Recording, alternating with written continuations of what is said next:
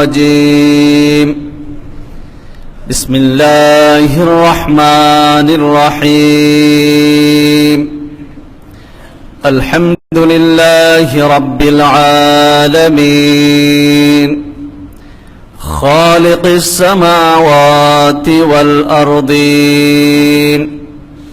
والصلاة والسلام على من كان نبيا وآدم بين الماء والطين وعلى آله وأصحابه وأهل بيته وعترته وأولياء ملته وعلماء شريعته وعلينا معهم أجمعين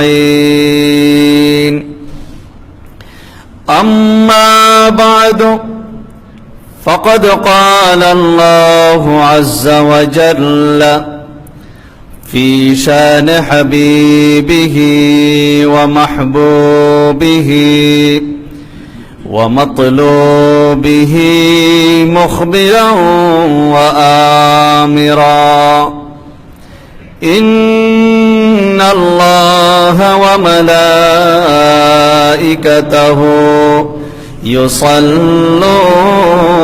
على النبي يا أيها الذين آمنوا صلوا عليه وسلموا تسليما اللهم صل على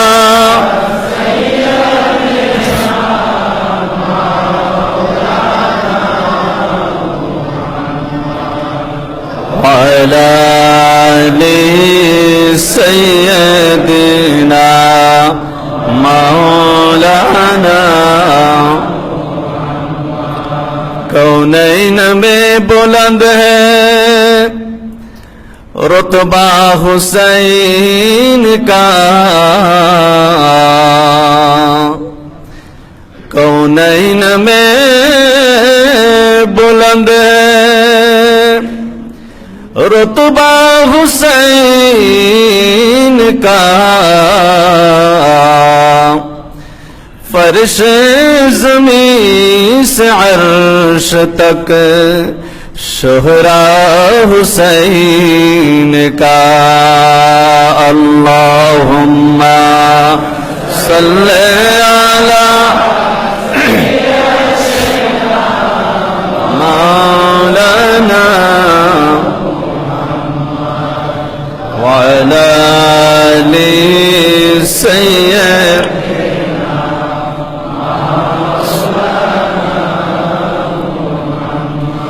बेमिथिल है जहां में कुंबा हुसैन का सुल्तान दो जहां है नाना हुसैन का अल्लाहुम्मा सल्ले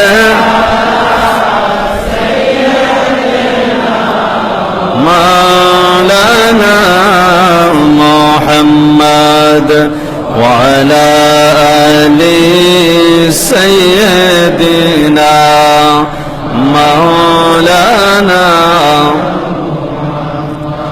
जिसे चाह दर पे बोला ले जिसे चाह दर पे बोला लिया जिसे चाह अपना बना लिया ये बड़े करम के है फैसले ये बड़े नसीब की बात है बलागल उला बिकमाल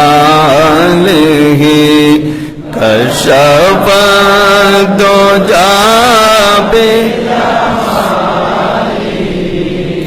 हसनत जमीउ खिसालिही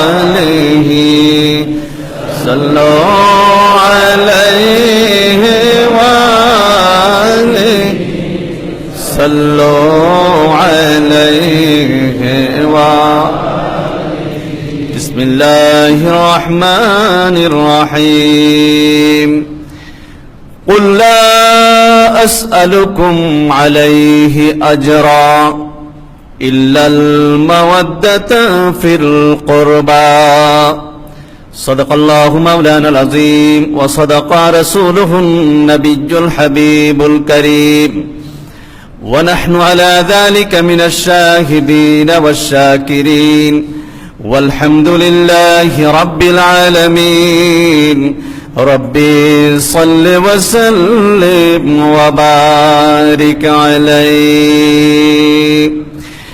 नबी के नवाला अस्सलामु अलैकुम व रहमतुल्लाहि ताला व बाराकातुहु। মহান রব্বুল আলামিন আহকামুল হাকিমিনের আলিশান দরবারে লাখো কোটি শুকরিয়া আদায় করছি যে রব্বুল আলামিন মেহেরবানি করে দয়া করে আজকের এই পবিত্র মুহূর্তে আমাদেরকে গাউসুল আজম জামে মসজিদে এসে জুমার নামাজে শরীফ শামিল হওয়ার, সর্বোপরি হুজুর নবী আকরাম নূরে মুজাসসাম রহমতে দু আলম সৈয়দ আলম তাজদার হারাম আকা মাওলা আহমদ মুজতবা মুহাম্মদুর রাসূলুল্লাহ সাল্লাল্লাহু তাআলা আলাইহি ওয়াসাল্লামের শানে কয়েকবার দুরুদ ও সালামের নজরানা হাদিয়া পেশ করার তৌফিক দান করেছেন। আল্লাহর মহান আল্লাহর দরবারে আমরা শুকরিয়ার্থে উচ্চ আওয়াজে মোহাব্বতের আওয়াজে বলি আলহামদুলিল্লাহ। পবিত্র মুহররমুল হারাম বছর ঘুরে আমাদের কাছে আবারও এসেছে। পবিত্র মুহররমুল হারাম যেই মাসের ফজিলত বয়ান করেছেন স্বয়ং আল্লাহ রাব্বুল আলামিন কোরআনে কারীমের মধ্যে। বিসমিল্লাহির রহমানির রহিম ইন্না ইদ্দাতাশ শুহুর ইনদাল্লাহি 12 শাহরান। আল্লাহ পাক রব্বুল আলামিন বলেন আল্লাহর কাছে গণনার মাস হচ্ছে 12টি। সেই 12টি মাসের মধ্যে রব্বুল আলামিন আবার 4টা মাসকে বিশেষ সম্মানিত মাস ঘোষণা করেছেন। মিনহা আরবাআতুম মিনাল হুরুম, সেখানে 4টি মাস আছে যেগুলো বিশেষ মর্যাদাবান, বিশেষ ফজিলতপূর্ণ, বিশেষ মর্যাদাপূর্ণ। ওই 4টি মাসের মধ্যে একটা মাস হচ্ছে মুহররমুল হারাম, জিলকাদ, জিলহজ, মুহররম এবং আরেকটি হচ্ছে রজব। এই মুহররম মাস এমন একটি মাস যে মাসের মধ্যে জাহিলি যুগের মধ্যে যখন ইসলামের আগমন হয় নাই, সেই জাহিলি যুগের মধ্যে এমন বর্বরতার যুগেও মানুষেরা যে কয়টি মাসকে সম্মান করত তন্মধ্যে এই মুহররমুল হারাম অন্যতম একটি মাস। তো জাহিলি যুগে যে মাসের সম্মান ছিল ইসলামের মধ্যে সেই মাসের সম্মান কি কমবে না আরো বাড়বে?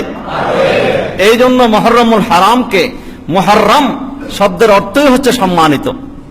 এই মুহররম মাসকে আমরা সম্মান করি, ইজ্জত করি।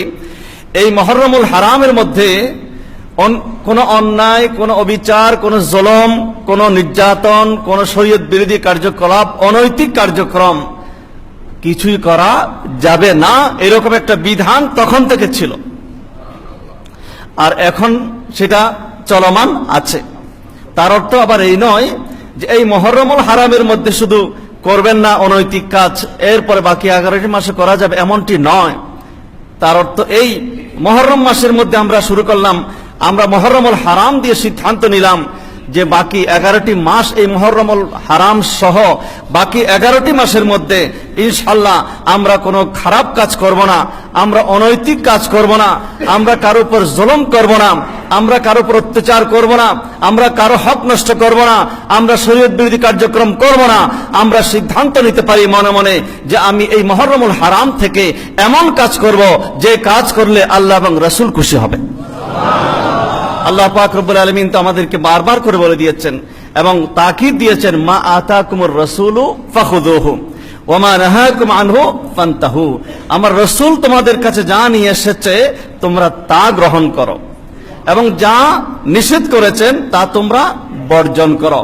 তা রাসূল পাক সাল্লাল্লাহু আলাইহি ওয়াসাল্লাম তিনি রাহমাতুল লিল আলামিন। তিনি শুধু মুসলমানদের জন্য রহমত নন, আমাদের প্যারা নবীজির আদর্শ, আমাদের প্যারা নবীজির দর্শন, আমাদের প্যারা নবীজির চরিত্র, আমার প্যারা রাসূলের দিক নির্দেশনা শুধু মুসলমানরা নয়, অন্য যারা জাতি আছে, অন্য ধর্মাবলম্বী, তারাও যদি আমাদের রাসূলের আদর্শ গ্রহণ করে, তারাও যদি আমার রাসূলের দিক নির্দেশনা মেনে চলে, তাদের মধ্যে একটা পরিবর্তন আসবে এবং তাদের সমাজের মধ্যে শান্তি প্রতিষ্ঠিত হবে। এই কথা বারবার প্রমাণিত হয়েছে। জোরে বলুন সুবহানাল্লাহ। কারণ আমার নবী শুধু মুসলমানদের জন্য রহমত নন, আমার নবী হলেন রাহমাতুল লিল আলামিন। ওয়ামা আরসালনাকা ইল্লা রাহমাতাল লিল আলামিন।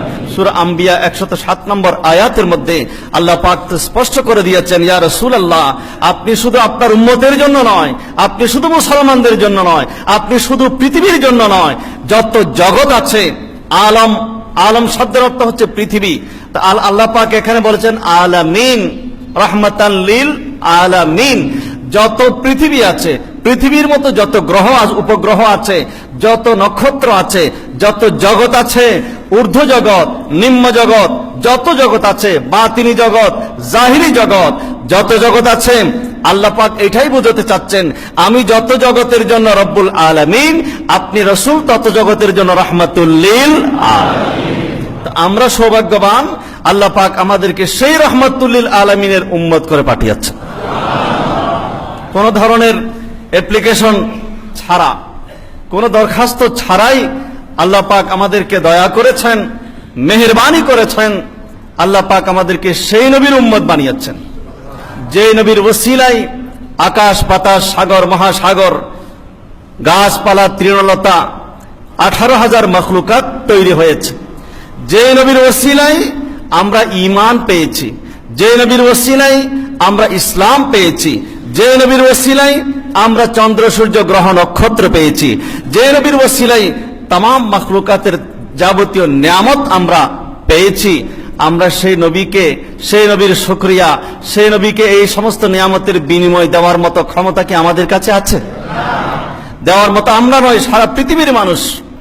পৃথিবীর সমস্ত সাগরের কালি, সাগরের পানি যদি কালি বানানো হয়, পৃথিবীর সমস্ত বৃক্ষকে যদি কলম বানানো হয়, পৃথিবীর সমস্ত মানুষ যদি আমার প্যারা নবীজির প্রশংসা তারিফ লেখা শুরু করে, সবার জীবন শেষ হয়ে যাবে, আমার নবীর প্রশংসা শেষ করে কেউ শেষ করতে পারবে না।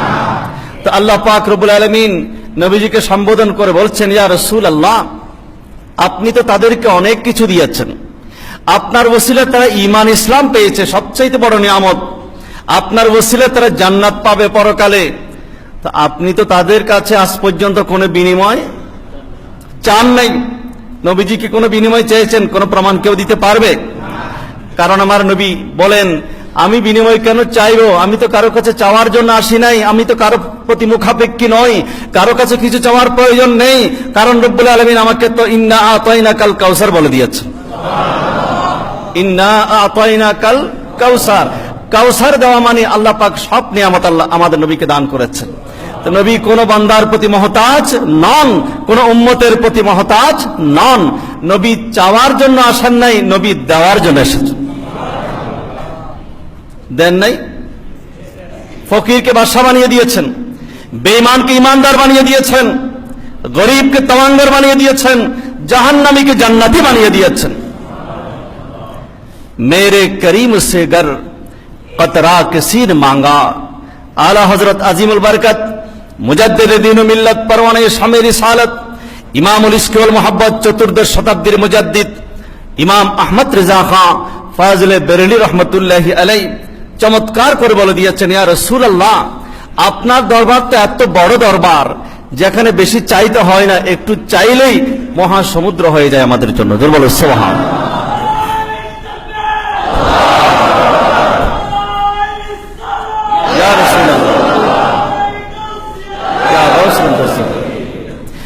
मेरे करीम से गर कतरा किसी ने मांगा, मेरे करीम से गर कतरा किसी ने मांगा,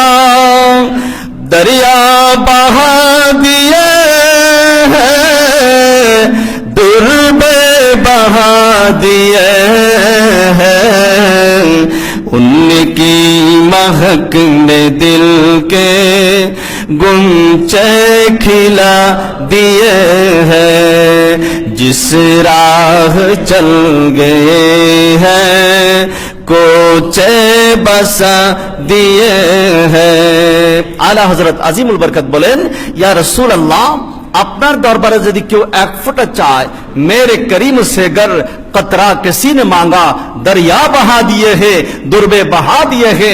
ইয়া রাসূলুল্লাহ, আপনার দরবার যেখানে একটু চাইলে মহাসমুদ্র পাওয়া যায়। জোরে বলুন সুবহানাল্লাহ।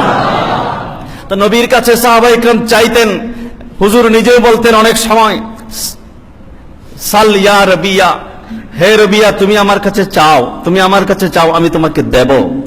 হযরত রবিয়া বললেন, ইয়া রাসূলুল্লাহ কি চাইবো, সবকিছু তো পেয়ে গেলাম, সবচাইতে বড় পাওয়ার আমি আপনার খাদেম হতে পারলাম, আমি আপনার গোলাম হতে পেরেছি, এর চেয়ে বড় নিয়ামত আর কি হতে পারে। হুজুর বললেন, তারপরও তুমি কিছু চাও, আমি আজকে তোমাকে দেব। তখন তিনি বললেন, ইয়া রাসূলুল্লাহ, যেইভাবে দুনিয়ার মধ্যে আপনার খেদমত করার সুযোগ পেয়েছি, সেইভাবে জান্নাতের মধ্যে আপনার কাছাকাছি থেকে সেখানেও আপনার গোলামি করতে চাই, আপনার খেদমত করতে চাই। জোরে বলুন সুবহানাল্লাহ।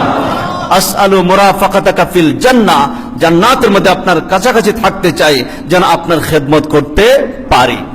যাই হোক, রাসূল করিম সাল্লাল্লাহু আলাইহি ওয়াসাল্লাম দুনিয়াবাসীদেরকে দেওয়ার জন্য এসেছেন। আল্লাহ পাক আমার নবীকে দিয়েছেন, সবকিছু দিয়েছেন উম্মতকে দেওয়ার জন্য। ইন্নামা আনা কাসিমুন ওয়াল্লাহু ইউতি, হাদিস, সহিহ হাদিসের মধ্যে এসেছে, দেওয়ার মালিক আল্লাহ, মহান আল্লাহ পাক রব্বুল আলামিন বান্দাদেরকে দান করেন। আল্লাহ বলেন, আমি ডাইরেক্ট দেই না, আমার নবীর মাধ্যমে দান করি। ইন্নামা আনা কাসিমুন ওয়াল্লাহু ইউতি, নবী যে সাদ করেন, আল্লাহ পাক দান করেন, কিন্তু বন্টন হয় আমি রাসূলুল্লাহর দরবার থেকে। তো যে নবীর দরবার থেকে तमाम নিয়ামত বন্টন হয়, সেই নবীকে বাদ দিয়ে ডাইরেক্ট আল্লাহর কাছ থেকে কি পাওয়া যাবে? নবীর কাছে যাওয়া মানে আল্লাহর কাছে যাওয়া, নবীর কাছে চাওয়া মানে আল্লাহর কাছে চাওয়া, নবীর পক্ষ থেকে পাওয়া মানে আল্লাহর পক্ষ থেকে পাওয়া, নবীকে বাদ দেওয়া মানে আল্লাহকে বাদ দেওয়া, নবীর শানে বেয়াদবি করা মানে আল্লাহর শানে বেয়াদবি করা, নবীকে অস্বীকার করা মানে আল্লাহকে অস্বীকার করা। সুতরাং নবীকে বাদ দিয়ে যদি কেউ তৌহিদের স্লোগান দিয়ে পার পেতে চায়, তারা তৌহিদের স্লোগান দিতেই থাকবে, মগর আল্লাহকেও পাওয়া যাবে না, আমার নবীকেও পাওয়া যাবে না। আল্লাহ পাক একেবারে পরিষ্কার করে বলে দিয়েছেন, কুল ইন কুনতুম তুহিব্বুনাল্লাহ ফাত্তাবিউনি ইউহিব্বুকুমুল্লাহ। তারা যদি আল্লাহকে ভালোবাসতে চায়, নবী আপনি বলে দিন আগে যেন তারা আপনার গোলামি করে। নবীর গোলামি ছাড়া আল্লাহকে পাওয়া যাবে না। আরশ কুরসি লৌহ কলম না চাইতে পেয়েছে সে। যদি সত্যিকার রাসূল পাকের গোলাম হতে পারে, তাহলে আরশ কুরসি লৌহ কলম সবকিছু তার পদচুম্বন করবে। আল্লাহ পাক রব্বুল আলামিন বলেন, ইয়া রাসূলুল্লাহ, আপনি তো আপনার উম্মতের কাছে কিছু চান নাই, চাইবেন না, চাওয়া আপনার শিওয়া নয়, এটা আপনাকে দিয়ে যায় না, আপনার শানের খেলাফ সেটা।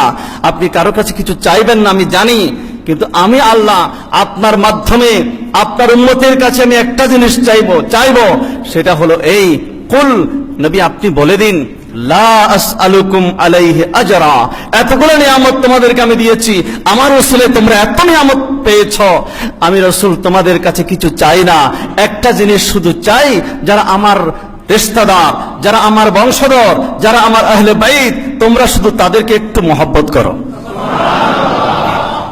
আহলে বাইতের মহব্বতটা শুধু চাচ্ছেন নবীজি নয়, আল্লাহ পাক চাচ্ছেন, নবীর মাধ্যমে চাচ্ছেন।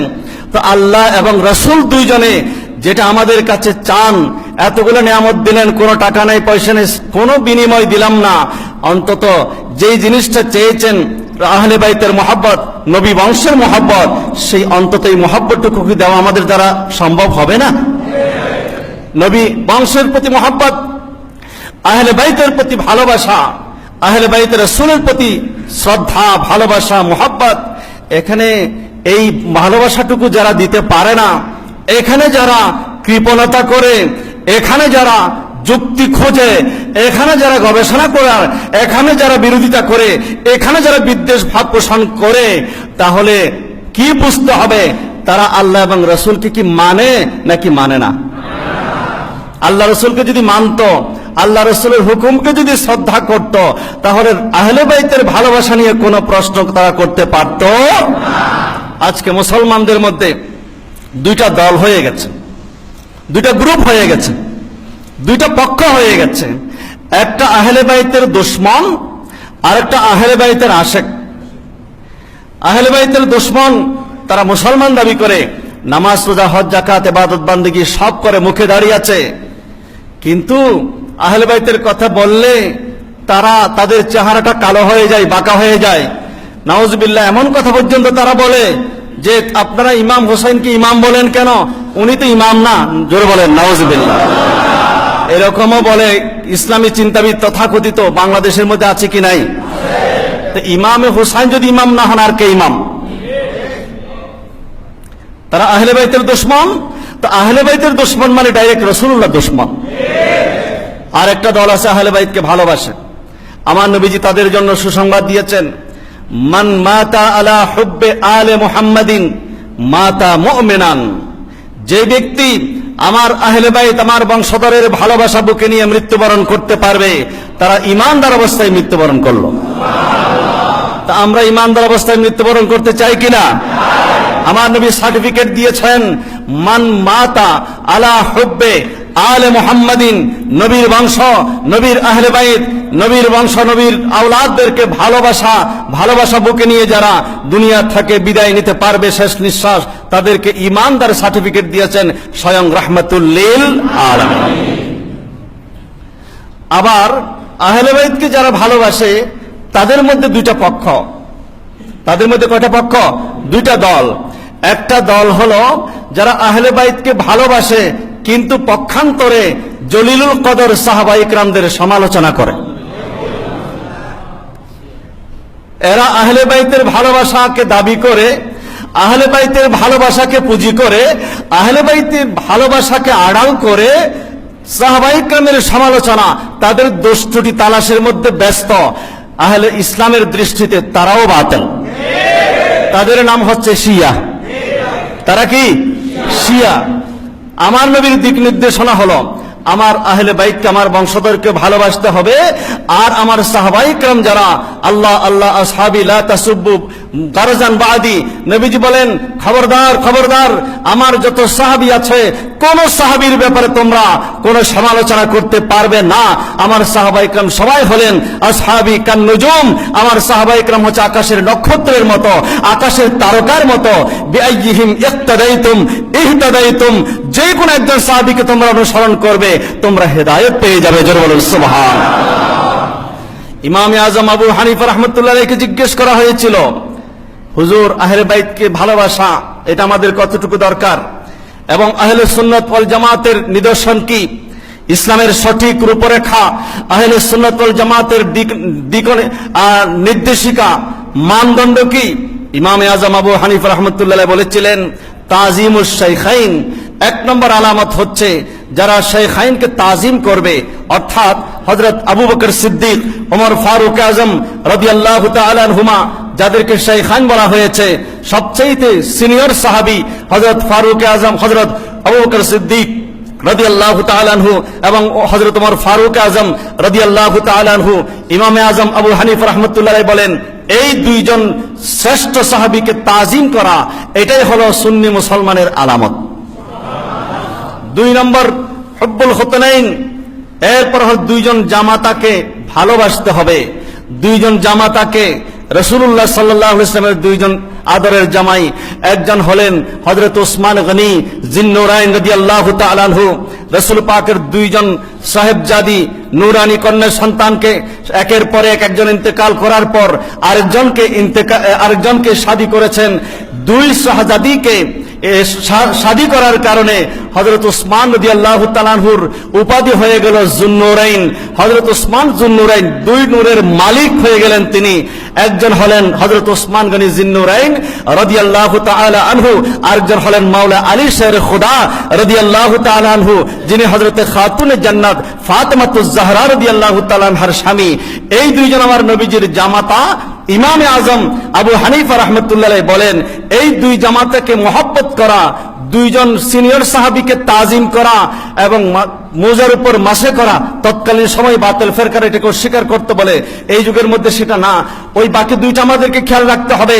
তাজিমুশ শাইখাইন, হযরত সিদ্দিক আকবরকে তাজিম করতে হবে, ওমর ফারুক আজমকে তাজিম করতে হবে, হযরত উসমান গনি জিন্নুরাইনকে মানতে হবে, মাওলা আলী শের খুদাকে মানতে হবে। হযরত ইমামে আজম আবু হানিফা রাহমাতুল্লাহি আলাইহি এক কথাই বলে দিয়েছেন যে খোলাফায়ে রাশিদিনের শুধু একজনকে মানব, বাকি তিনজনকে অস্বীকার করব, তারা সঠিক ইসলামের উপর নাই। সঠিক ইসলামের উপর তারাই আছে যারা খোলাফায়ে রাশিদিনের চারজনকে মানে এবং সাহাবায়ে কিরামদেরকে মানে। জোরে বলুন সুবহান। তাহলে একদল হয়ে গেল আহলে বাইতের দুশমন। আহলে বাইতের দুশমন যারা, তারা নবীর দুশমন। নবীর দুশমন যারা, তারা আল্লাহর দুশমন। তারা যতই নামাজ পড়ুক, তারা যতই মাথায় পাগড়ি দেখ, মুখে যতই দাড়ি রাখুক, যতই কোরআন তেলাওয়াত করুক, তাদের সেই তেলাওয়াত, তাদের সেই নামাজ, তাদের সেই ইবাদত বান্দেগী কোনো কাজে আসবে না। তারা বাতিল। আবার নবীর বংশের আশেক যারা, প্রেমিক যারা, তাদের সেখানে দুইটা দল হয়ে গেল। একটা দল আহলে বাইতের আশেক দাবি করে, সাহাবীদের সমালোচনা করে, তারাও বাতিল। এখন বাকি আছে এমন একটা দল, যে দল একদিকে আহলে বাইত রাসূলের মহব্বত, বুক ভরা মহব্বত, ভালোবাসা আছে, আরেকদিকে সাহাবায়ে কেরামের যথাযথ সম্মান তাজিমও আছে, তাদেরকে বলা হয় আহলে সুন্নাত ওয়াল জামাত। আমরা সেই আহলে সুন্নাত ওয়াল জামাতের উপর থাকতে চাই, যেখানে কোনো ধরনের বাড়াবাড়ি নাই, যেখানে কোনো ধরনের হিংসা বিদ্বেষ নাই, তাজিম শাইখাইন আছে, সাহাবায়ে কেরামের প্রতি শ্রদ্ধা ভালোবাসা আছে, আহলে বাইত রাসূলের প্রতি মহব্বত ভালোবাসা আছে।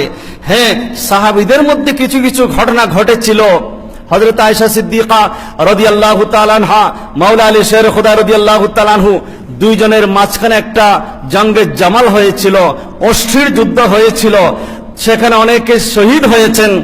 এই যুগের মধ্যে আমার মতো, আপনার মতো সাধারণ পাবলিক এসে যদি ওটা নিয়ে সমালোচনা শুরু করে, এক পক্ষ আয়েশা সিদ্দিকার রাদিয়াল্লাহু তাআলা আনহার পক্ষে গেলাম, আরেক পক্ষ মাওলা আলী শের খুদার পক্ষে গেলাম, এরকম কোন অনুমতি আমাদের জন্য নাই। কারণ সাহাবায়ে কেরাম সবাই ছিলেন মুজতাহিদ। সবাই কি ছিলেন? মুজতাহিদ বলা হয়।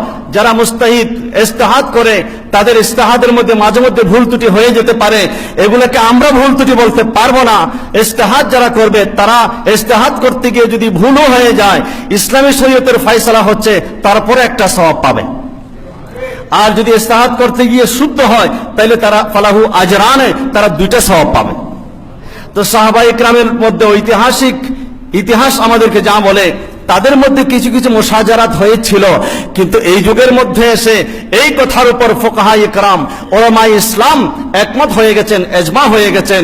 সাহাবায়ে কেরামের ওই সমস্ত ইখতিলাফ, ওই সমস্ত মতানৈক্যকে আমরা এই যুগের মধ্যে এনে তাদের কারো বিরুদ্ধে কোনো অপবাদ, কারো ব্যাপারে কোনো গালমন্দ, কারো ব্যাপারে কোনো সমালোচনা করার অধিকার আমাদের নাই। তারা সবাই মুস্তাহিদ, তারা সবাই মুস্তাহিদ, তাদের ভুলও হতে পারে, এগুলোকে আমরা ভুল হিসেবে ধরতে পারবো না এবং ভুলও বলতে পারবো না। এগুলোকে বলা হয় খাতায়ে ইজতিহাদি।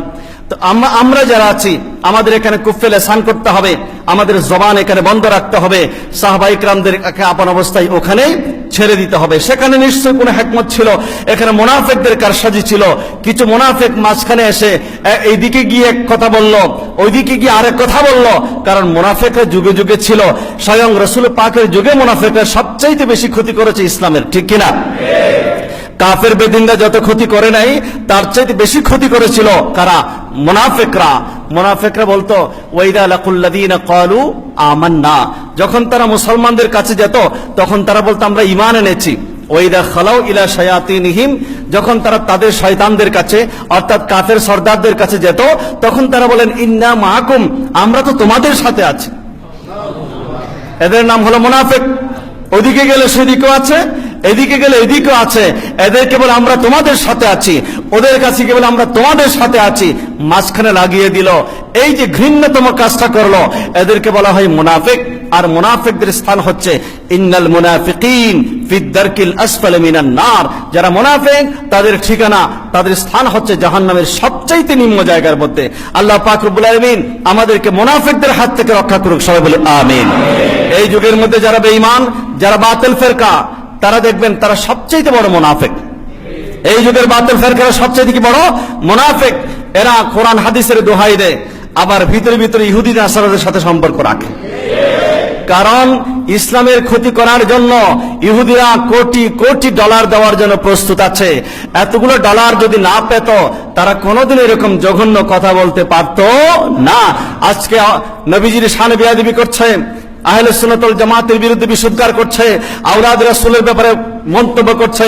এগুলো সব কিছুর পেছনে খবর নিয়ে দেখেন, এখানে ইহুদি নাসারাদের পেট্রো ডলার আছে। সেখানে তারা ইহুদিদের কাছে বিক্রি হয়ে গেছে, তাদের ঈমানকে তারা বিক্রি করে দিয়েছে। আল্লাহ পাকের দরবারে আমরা শুকরিয়া আদায় করি। আল্লাহ পাক আমাদেরকে ওই সমস্ত মুনাফিকদের কাছে রাখেন নাই, আমাদেরকে ঠিক মাঝামাঝি রেখেছেন। যে মাঝামাঝি দলের নাম হচ্ছে আল ইসলামু বাইনাল আকল ওয়াল মুহাব্বত। ইসলাম হচ্ছে আকল এবং মহব্বতের মাঝামাঝি। ইসলাম হচ্ছে ইফরাত এবং তাফরিতের মাঝামাঝি, যেখানে কোনো সীমা লঙ্ঘন থাকবে না, যেখানে কোনো বাড়াবাড়ি থাকবে না, যেখানে কোনো কমাকমি থাকবে না, যেখানে মুতাওয়াসসিত সিরাতে মুস্তাকিম, এটার নাম হচ্ছে সিরাতে মুস্তাকিম তথা আহলে সুন্নাত ওয়াল জামাত। আমরা আহলে সুন্নাত ওয়াল জামাতের উপর থাকতে চাই। যারা বাড়াবাড়ি করে, গুলু করে, শিয়াদের মতো আমরা তাদের সাথেও নাই। যারা কমাকমি করে, আল্লাহ রাসূলের শান মানকে কমাতে কমাতে কমাতে কমাতে টেনে টেনে একেবারে নিজেদের কাতারে নিয়ে আসতে চাই, আমরা তাদের সাথেও নেই। আমরা যারা বাড়াবাড়ি করে তাদের বিরুদ্ধে কথা বলি, যারা কমাকমি করে তাদের বিরুদ্ধে কথা বলি। আমরা ঠিক মাঝখানের রাস্তায় থাকতে চাই, এবং সেই রাস্তার নামই হচ্ছে আহলে সুন্নাত ওয়াল জামাত। এই মুহররম মাস আবারও এসেছে, আমাদেরকে স্মরণ করিয়ে দেয় আহলে বাইতে রাসূলের সেই ত্যাগ তিতিক্ষার কথা। হযরত ইমাম হুসাইন রাদিয়াল্লাহু তাআলা আনহু, যিনি আমার নবীজির অত্যন্ত আদরের নাতি, যাকে রাসূল পাক সাল্লাল্লাহু আলাইহি ওয়াসাল্লাম গলার মধ্যে চুম্বন করতেন, চেহারার মধ্যে চুম্বন করতেন এবং বলতেন, মান আহাব্বা হুসাইনান ফাকাদ আহাব্বানি, যে আমার এই হুসাইনকে ভালোবাসলো সে আমি রাসূলুল্লাহকে ভালোবাসলো। আনা আনা হুসাইনুন মিন্নি, হুসাইন আমার থেকে, ওয়া আনা মিন হুসাইন, এবং বলতেন আমি হুসাইন থেকে। জোরে বলুন সুবহানাল্লাহ। হযরত উসামা ইবনে যায়েদ রাদিয়াল্লাহু তাআলা আনহু তিনি বলেন যে আমি একদিন দেখলাম রাসূল করিম সাল্লাল্লাহু আলাইহি ওয়াসাল্লাম চাদর গায়ে দিয়ে বসে আছেন। আমি দেখে বললাম, ইয়া রাসূলুল্লাহ, আপনার চাদরের ভিতরে মনে হয় কি যেন আপনি রেখেছেন, লুকিয়ে রেখেছেন। হুজুর চাদর মোবারক খুলে দিলেন। হযরত উসামা রাদিয়াল্লাহু তাআলা বলেন, আমি দেখলাম রাসূল করিম সাল্লাল্লাহু আলাইহি ওয়াসাল্লাম রাহমাতুল লিল আলামিন যে চাদরের ভিতরে দুইজন আদরের নাতিকে কোলে করে লুকিয়ে রেখেছেন। একজন এক পাশে বসা দেখলাম ইমামে হাসান, আরেক পাশে দেখলাম ইমামে হুসাইন রাদিয়াল্লাহু তাআলা। জোরে বলেন সুবহানাল্লাহ। নবীজি বলেন, আল্লাহুম্মা ইন্নী উহিব্বুহুমা, হাত তুলে আল্লাহর কাছে দোয়া করলেন, আল্লাহ আমি এই দুইজনকে মহব্বত করি। আল্লাহুম্মা ইন্নী উহিব্বুহুমা, আল্লাহ আমি আমার হাসান এবং হুসাইনকে মহব্বত করি। ফাআহিব্বাহুমা, আল্লাহ আপনি তাদেরকে মহব্বত করুন। শুধু তাই নয়, ওয়া আহিব্বা মান ইউহিব্বুহুমা, কিয়ামত পর্যন্ত যারা যারা আমার হাসান এবং হুসাইনকে মহব্বত করবে, আল্লাহ আপনি তাদেরকে মহব্বত করুন। ইমামে হাসান এবং হুসাইন রাদিয়াল্লাহু তাআলা আনহুমাকে মহব্বতের দরখাস্ত দিচ্ছেন স্বয়ং রাসূল করিম সাল্লাল্লাহু আলাইহি ওয়াসাল্লাম। এই গেল একটা হাদিস। আর একটা হাদিস, একদিন ইয়ামানি চাদর গায়ে দিয়ে বসে আছেন। আসলেন মাওলা আলী শের খুদা রাদিয়াল্লাহু তাআলা আনহু। হুজুর বলেন, আলী আসো, তুমি আমার চাদরের ভিতরে আসো। আসলেন খাতুনে জান্নাত মা ফাতেমাতুজ জাহরা রাদিয়াল্লাহু তাআলা আনহা। হুজুর বলেন, ফাতেমা তুমি আমার চাদরের ভিতরে আসো। বলুন না সুবহানাল্লাহ। সেই দৃশ্যটা কেমন ছিল। এরপরে আসলেন ইমামে হাসান ইমাম হুসাইন রাদিয়াল্লাহু তাআলা আনহুমা। হুজুর বললেন, হাসান হুসাইন তোমরাও আমার চাদরের ভিতরে চলে আসো। এবার নবীজি হাত তুললেন, আল্লাহুম্মা হাউলাই আহলু বাইতি ওয়া খাসাতি, আল্লাহ আলী ফাতেমা হাসান হুসাইন এরাই হচ্ছে আমার আহলে বাইত, ওনারাই হচ্ছেন আহলে বাইত যারা আমার নবীজির চাদরের ভিতরে জায়গা পেয়েছেন। একটু চিন্তা করে দেখুন, রাহমাতুল লিল আলামিনের রহমতের চাদরের ভিতরে, নূরের চাদরের ভিতরে যাদেরকে একসাথে করে নিলেন তাদেরকে কতটুকু ভালোবাসেন। তো তাদেরকে যদি আমরা একটু ভালোবাসতে পারি, আমার নবীজির ভালোবাসার কোটি ভাগের এক ভাগকে আমরা করতে পারবো? আমাদেরকে সেই যোগ্যতা আছে? আমাদেরকে সেই ভাষা আছে? আমাদেরকে সেই হৃদয় আছে? আমাদেরকে সেই কলম আছে তাদের সামনে কিছু লিখবো? তবে চেষ্টা করেছেন কেউ কেউ লেখার। মাওলা আলী শের খুদার শানে লিখেছেন, খাতুন জান্নাত মা ফাতেমাতুজ জাহরার শানে লিখেছেন, ইমামে হাসান হুসাইন রাদিয়াল্লাহু তাআলা আনহু শানে লিখেছে। আমি প্রথমে একটি মানকাবাত পড়েছি, नबी के नवासे हुसैन इब्न हैदर लड़कपन का वादा निभाने चले हैं। क्यों আরবিতে লিখেছেন? ইমামে শাফিঈ রাহমাতুল্লাহ আরবিতে লিখেছেন, ইয়া আহলে বাইত রাসূলিল্লাহ সাল্লাল্লাহু আলাইহি ওয়াসাল্লাম হুব্বুকুম ফারদুন। ইমামে শাফিঈ রাহমাতুল্লাহ বলেন, হে আহলে বাইত, নবীর বংশ, আপনাদেরকে মহব্বত করা, ভালোবাসা আমি শাফির উপর ফরজ হয়ে গেছে। তো ফরজ হয়ে যাওয়া মানে কি? তার পিছনে কারণ আছে। আল্লাহ পাক রব্বুল আলামিন কোরআনে কারীমে বলেছেন, কুল লা আসআলুকুম আলাইহি আজরা ইল্লাল মাওয়াদ্দাতা ফিল কুরবা। এক সাহাবী এসে জিজ্ঞেস করেছিলেন, মানিল্লাযী ওয়াজাবাত আলাইনা মাওয়াদ্দাতুহুম, ইয়া রাসূলুল্লাহ, ওই সমস্ত রেশতা কারা যাদের ভালোবাসা আমাদের উপর ফরজ হয়েছে, ওয়াজিব হয়েছে। কোরআনে কারীমের মাধ্যমে যাদেরকে ভালোবাসা মহব্বত করা আমাদের উপর ওয়াজিব করে দেওয়া হয়েছে বা ফরজ করে দেওয়া হয়েছে। মানিল কারাবাতুল্লাতি, ওই কারাবত আহলে তারা কারা? হুজুর বললেন, তাদের নাম আমি তোমাদেরকে বলে দিচ্ছি। একজনের নাম আলী, আরেকজনের নাম ফাতেমা, আরেকজনের নাম হাসান, আরেকজনের নাম হুসাইন রাদিয়াল্লাহু আনহুম। জোরে বলেন সুবহানাল্লাহ। তাদের প্রতি ভালোবাসা এটা ঈমানদারের লক্ষণ। যার ভিতরে ঈমান আছে সেই আহলে বাইতে রাসূলকে ভালোবাসবে। যার ভিতরে ঈমান আছে তারা আহলে বাইতে রাসূলের কথা শুনলে তাদের ভালো লাগবে, ঠিক কি না? আহলে বাইতে রাসূলের কথা শুনলে আপনাদের কি বিরক্ত লাগে? ভালো লাগে? আবার অনেকের বিরক্ত লাগে, বোঝা গেল তাদের ভিতরে ঈমান নাই। যদি ঈমানের নূর থাকতো তাহলে তারা কোনোদিন বিরক্ত হতে পারত না, বরং তত বেশি খুশি হতো। কারণ আপনি যাকে ভালোবাসেন তার কথা বললে আপনার কি ভালো লাগে না? বলেন, একটু বলেন, আর একটু বলেন, আর একটু বলেন। প্রসঙ্গ ঘুরে ঘুরে, যে যাকে ভালোবাসে, মান আহাব্বা শাইআন আকসারা যিকরাহু, যে যাকে ভালোবাসে তাকেই শুধু আলোচনার মধ্যে নিয়ে আসে, তাকেই শুধু নিয়ে আসে, তাকেই শুধু নিয়ে আসে। কথা বলেন, ঠিক কি না? তো যারা নবীকে ভালোবাসে, আহলে বাইতকে ভালোবাসে, আহলে বাইতের আলোচনা যত হয় তাদের তত বেশি ভালো লাগে। তাদের আলোচনা যত শুনে তত বেশি ভালো লাগে, তাদের শানে যত শুনে তত বেশি ভালো লাগে। এই যে আমাদের সভাপতি সাহেব আমাকে একটা কাগজ লিখে দিলেন যে আহলে বাইতের শানে একটা মানকাবাত পড়ার জন্য। তো এটা কি, এটা কেন কেন কেন? এটা হচ্ছে ভিতরে ভালোবাসা আছে বলে তিনি সেটা দাবি করেছেন আমার কাছে। যদি আমরা বারবার করে এগুলো পড়ি, হ্যাঁ, আহলে বাইতের রাসূলের আমরা যত বেশি পড়ি আমাদের তত বেশি ভালো লাগে, ঠিক কি না? যে একবার সূরা ফাতিহা পড়লাম ফজরের নামাজের সময়, জোহরের সময় পড়তে কি আপনাদের কোনো বিরক্ত লাগে নাকি? জোহরে পড়লাম, আসরের সময় আবার কেন সূরা ফাতিহা পড়বো? আজ পর্যন্ত কোন মুসল্লি, কোন মুসলমানকে বলেছে সূরা ফাতিহা শুধু কেন পড়বো, আরেকটা সূরা পড়বো, এরকম কেউ বলেছে? এখানে বিরক্তি জিনিসটা নাই। যত সূরা ফাতিহা পড়ি তত ভালো লাগে। মা ফাতেমা খেলতো এসে আমার ধুলি লয়ে, আমি পড়তাম তার পায়ে লুটিয়ে, ফুলের রেণু হয়ে, ফুলের রেণু হয়ে, হাসান হোসেন হেসে হেসে নাচতো আমার বাকে সে। সুবহানাল্লাহ। এটা কার লেখা? আমাদের দেশে তো কবির অভাব নাই। কত কবি, তাদের কলম দিয়ে এগুলো বের হয় না। আমার যার ভিতরে ইশকে রাসূল আছে তার কলম দিয়ে বের হয়। ইশকে রাসূল নবীর প্রেম না থাকলে তাকে যদি বোম মারেন তারপরে এগুলা বের হবে না। যার ভিতরে যেটা আছে সেটাই বের হয়। তসলিমা নাসরিনের কলম দিয়ে, নাম ধরলাম না আর বাকিগুলার, নাস্তিক কতগুলো কবি আছে, সাহিত্যিক আছে, তারা এগুলো বের করবে না। যার ভিতরে আওলাদ রাসূলের প্রেমের আগুন জ্বলে উঠেছে তার কলম দিয়ে বের হয়ে গেছে এগুলা।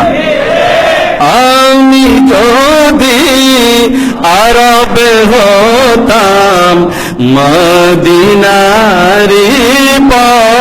পথ, সেই পথে মোর চলে যেতেন, সেই পথে মোর চলে যেতেন নূর নবী হযরত। আমি যদি আরব হতাম মদিনারি পথ। সুবহানাল্লাহ। আল্লাহ, আমি তো মানুষ, আশরাফুল মাখলুকাত। কবি নজরুল যেন বলতে চাচ্ছেন, আল্লাহ আপনি আমাকে মানুষ বানিয়েছেন, আমি খুশি, কিন্তু তার চেয়ে আরো বেশি খুশি হতাম যদি মদিনা শরীফের রাস্তা হয়ে যেতে পারতাম। কেন? আমেরিকার রাস্তা নয়, ব্রিটেনের রাস্তা নয়, সিঙ্গাপুরের রাস্তা নয়, মালয়েশিয়ার রাস্তা নয়, উন্নত বিশ্বের রাস্তা নয়, মদিনাতুল মুনাওয়ারার রাস্তা হতে পারতাম। সেই রাস্তার উপর দিয়ে আমার নূর নবীজির নূরানি কদম মোবারক রেখে রেখে চলে যেতেন। পাইজার তার লাগতো এসে আমার কঠিন বুকে, আমি ঝরনা হয়ে গলে যেতাম অমনি পরম সুখে। আমি ঝরনার মতো গলে যেতাম। আমার বুকটা তো বড় কঠিন। আমার নবীজির কদম মোবারকের পাওয়ার, আমার নবীজির কদম মোবারকের মজেজা, আমার নবীর কদম মোবারকের শান এত বড়। নবীজির কঠিন পাথরে যখন পা মোবারক রাখতেন, ওই পাথর মোমের মতো গলে যেত, আমার নবীর কদমের চিহ্ন বসে যেত। জোরে বলুন সুবহানাল্লাহ।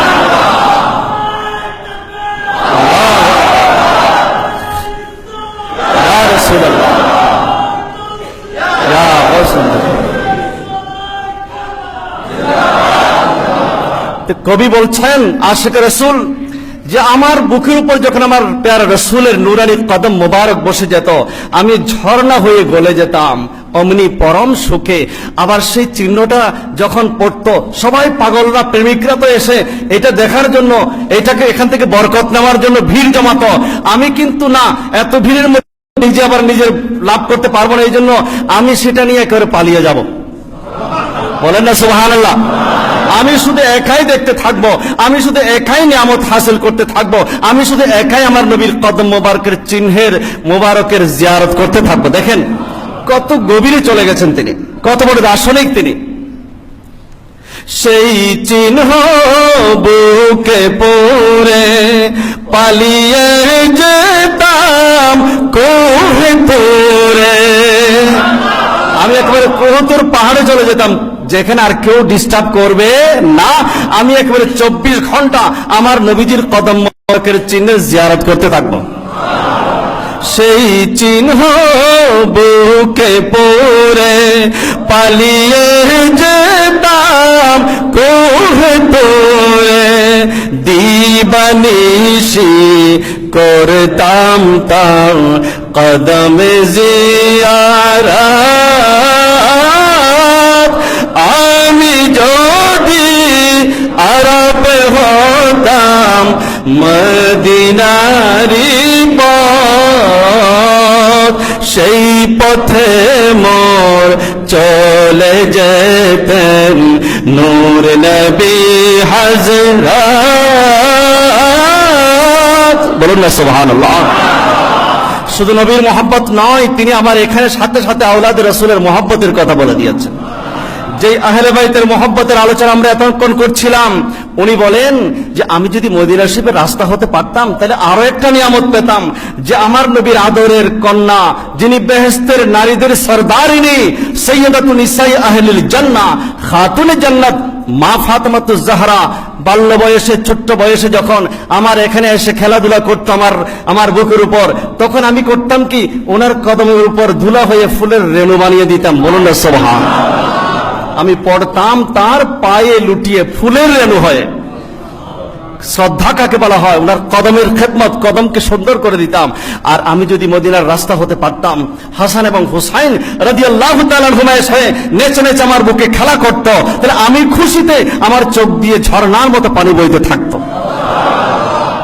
হাসান হুসেন হেসে হেসে নাচতো আমার বকে এসে হাসান হোসেন হেসে হেসে নাচতো আমার বকে এসে, চোখে আমার বইতো নদী, চোখে আমার বইতো নদী, পেয়ে সেই নিয়ামত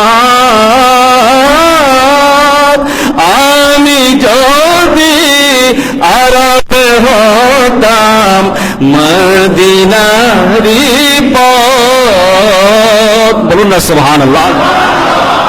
ইমাম হুসাইন ইমাম হাসান রাদিয়াল্লাহু তাআলা আনহুর এই মহব্বতের কথা এটা নিছক কবিতা নয়, এটা কোরআনের কথা, হাদিসের কথা। সূরা সূরার যে আয়াতে কারীম আমি তেলাওয়াত করেছি, কুল লা আসআলুকুম আলাইহি আজরা, নবী আপনি তাদেরকে বলে দিন তোমাদের কাছে আমি রাসূল কিচ্ছু চাই না, তোমাদের কোনো বিনিময় আমাদেরকে দেওয়ার দরকার নাই, কোনো বিনিময় আমি চাই না। আমি চাই আমার ফাতেমার মহব্বত, আমার হাসানের মহব্বত, আমার হুসাইনের মহব্বত আমি তোমার কাছে চাই।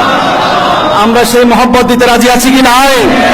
সেই মহব্বত যদি আমরা করতে পারি তাহলে আমাদের জাগতিক জীবন, পারলৌকিক জীবন, আমাদের দুনিয়া আখিরাত সব জগতের মধ্যে আমরা কামিয়াব হতে পারবো ইনশাআল্লাহ। জোরে বলুন সুবহানাল্লাহ।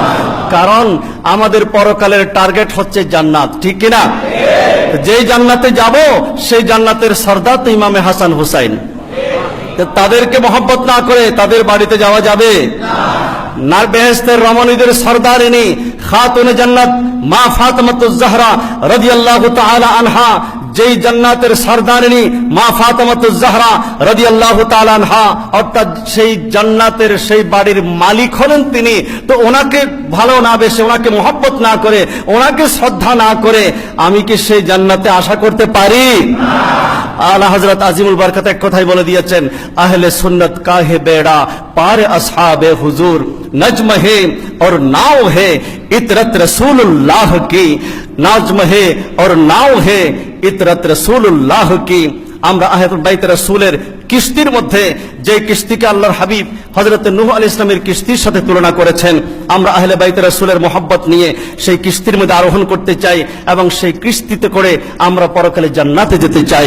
আল্লাহ পাক রব্বুল আলামিন আমাদের সকলকে আহলে বাইত রাসূলের সত্যিকার প্রেমিক আশিক হওয়ার তৌফিক দান করুন। সবাই বলি আমিন। মুহররম শুরু হয়েছে। আমাদের গাউসুল আজম জামে মসজিদের নিয়মিত বাৎসরিক যে সমস্ত মাহফিল হয়ে থাকে তার মধ্যে অন্যতম মাহফিল হচ্ছে আশুরার মাহফিল। অন্যতম মাহফিল হচ্ছে আশুরার মাহফিল। আহলে বাইত রাসূল স্মরণে, কারবালার শহাদায়ে কারবালার স্মরণে মাহফিল ইনশাআল্লাহ হবে আগামী শনিবার দিবাগত রাত। কালকে না, কালকের পরের শনিবার 10ই মুহররম অর্থাৎ 9ই মুহররম দিবাগত রাত। এবার আপনাদেরকে গত সপ্তাহে বলেছিলাম এক এক মাহফিলে আমরা নতুন নতুন এক একজন সুন্নি আলেমকে দাওয়াত করে থাকি। এবার ইনশাআল্লাহ একজন আলেম আসবে, বাংলাদেশ থেকে নয়, ভারত থেকে আসবে। বলেন না মারহাবা? আরো জোরে বলেন মারহাবা। এবং তিনি হলেন মসলকে আলা হযরতের দরবারের একজন, আলা হযরতের দরবারের সাথে সম্পৃক্ত। তিনি পশ্চিমবঙ্গের, হয়তো ভারত থেকে আসছে, অনেকে মনে করবেন কোন উর্দুতে ওয়াজ করবে কিনা আমরা বুঝবো না। উনি উর্দুতেও করতে পারে, আবার বাংলায় বলতে পারে। তো ওনার সাথে আমার পার্সোনাল সম্পর্ক আছে। উনি বাংলাদেশে আসবেন, চট্টগ্রাম জমিয়তুল ফালাহ জাতীয় মসজিদে 10 দিন ব্যাপী শাহাদাতে কারবালা মাহফিল হবে, সেখানে তিনি তাকরীর করবেন। এই সুবাদে আমাদের এখানেও আমরা দাওয়াত করেছি, এখানে ইনশাআল্লাহ আসবেন, ওনার তাকরীর আপনারা শুনবেন। এই হলো আগামী মুহররমের 10 তারিখ 9 তারিখ দিবস আমাদের আশুরার মাহফিলের মেহমান। তো যেহেতু নতুন মেহমান আসছে, সেহেতু আশা করি মানুষ অন্যান্য বছরের চাইতে একটু বেশি হবে, ঠিক কিনা? যেহেতু দেশের বাইরে থেকে একজন আলেম আসতেছে, তো এখানে আবার একটু খরচও আছে না? আমরা আহলে বাইতের আশিক মহব্বত এতক্ষণ দাবি করলাম, বললাম এই মহব্বত তো শুধু মুখে মহব্বত করলে হবে না, কিছু মহব্বতের প্রমাণও দেখাতে হবে আমাদের। তবে যতটুকু দেওয়া দরকার, আমরা এই মাহফিলটাকে তত বড় বাজেট করি নাই, যেভাবে বাজেট করা মানে আপনারা হয়তো দেওয়ার জন্য প্রস্তুত, আমরা সেইভাবে এত বড় বাজেট করি নাই। যেহেতু আবারও আমাদের ঈদে মিলাদুন্নবীর প্রোগ্রাম আছে, ফাতিহা ইয়াজদাহুমের প্রোগ্রাম আছে, তারপর আমাদের মসজিদের কাজ চলছে, সবকিছুকে বিবেচনায় রেখে আমরা মোটামুটি একটা মাঝামাঝি বাজেট করেছি। আমাদের 80,000-এর মতো টাকা। যেহেতু এখানে আমাদের এই যারা মেহমানরা আসবেন আপনারা, আপনাদের জন্য একটা বিশেষ তাবাররুকের ব্যবস্থা, ভুনা খিচুড়ির ব্যবস্থা করা হয়েছে। হ্যাঁ, কারবালার ঐতিহ্যবাহী যেভাবে যুগ যুগ ধরে চলে আসছে খিচুড়ি, ভুনা খিচুড়ি, সেভাবে আমরা খিচুড়ি ব্যতিক্রম ধর্মী একটা তাবাররুকের ব্যবস্থা করবো ইনশাআল্লাহ। তো এখানে আপনারা যেভাবে প্রতি বছর শরীক হয়ে থাকেন, এবারও তো শরীক হতে চান নাকি? শরীক হতে চান তো এই তাবাররুকের মধ্যে? কারণ আমরা মিলেমিশেই তো এগুলো করে থাকি, নতুন করে হঠাৎ করে তার সরকারি ওখান থেকে আমরা আনতে পারবো না, আমরাই করব। দেখি কে কে প্রস্তুত আছেন আহলে বাইত রাসূলের মহব্বতের এই তাবাররুকের মধ্যে অংশগ্রহণ কারা কারা করবেন। প্রথমে এখানে আমরা মাত্র 2 বস্তা চাল, না মাত্র 2 বস্তা চাল আমরা এখানে বাজেট করেছি। এই 2 বস্তা চাল কে দিবে? হ্যাঁ বলেন মারহাবা। জাকির ভাই ইনি সবসময় 1 নম্বরে হাত উঠাই ফেলে, যে কোনো কিছু আগে ভাগে অন্য কেউ উঠাচ্ছে কেন রেডি থাকে যাতে উঠাইতে না পারে, বলেন না মারহাবা। তো আমাদের নিয়মিত ভাই জাকির ভাই উনি 2 বস্তা চালের তাবাররুকের জন্য দিয়ে দেবেন। এরপরে যেহেতু এটা ভেজিটেবল হবে, তো ভেজিটেবল আইটেম কত টাকা আসলে বাজেটটা আমাদের বাবুর্চি আজকে দিতে দেরি করে হয়েছে, দিতে পারছি না। যাই হোক, আমাদের লাগবে 80,000 টাকা সবকিছু মিলে। একজন মেহমান আসবে, ওনার কনভেন্স, ওনার সম্মানী এবং আরো প্রাসঙ্গিক সবকিছু মিলে মাত্র 80,000 টাকা। তো দেখি আর কে কে এখানে অংশগ্রহণ করবেন 2-1 মিনিটের মধ্যে। কারা কারা এই মাহফিলের জন্য অংশগ্রহণ করতে চান? 5,000 টাকা করে যারা যারা দিবেন একটু হাত তোলেন। 5,000 টাকা করে, 5,000 টাকা করে যদি আমরা